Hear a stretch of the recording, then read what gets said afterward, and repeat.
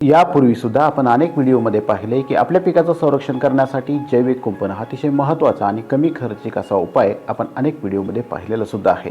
आणि आता वेगवेगळे शेतकरी गट आपल्या शेतामध्ये जैविक कुंपण करताना दिसत आहेत। आज अशाच एका जैविक कुंपण शेतामध्ये लागवड करणाऱ्या गटाची बातमी आजच्या बातम्यामध्ये पाहणार आहोत। नमस्कार आणि आपण पाहत आहात बातम्या आपल्या गटांच्या बातम्या फार्मर कपच्या।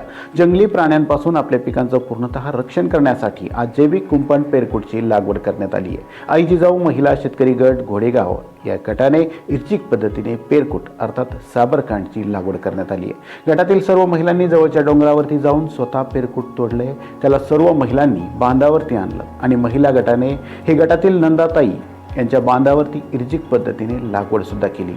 आणि हे सर्व पेरकुट लागवड झाल्यानंतर या पेरकुटला पाणी सुद्धा गटातील सर्व महिलांनी दिले। हे काम सकाळी 10 वाजल्यापासून सुरू झालेलं होतं तर दुपारी 1 वाजेपर्यंत हे काम अतिशय आनंदात खेळीमेळीच्या वातावरणामध्ये सर्व गटातील महिलांनी यावेळी पूर्ण केलेलं आहे। या गटाचं करावं तेवढं कौतुक कमी आहे। या गटाला पुढील वाटचालीसाठी खूप खूप शुभेच्छा। आजच्या बातम्या तिथेच थांबूयात। अधिक माहितीसाठी पाहत राहा बातम्या आपल्या गटांच्या बातम्या फार्मर कपच्या।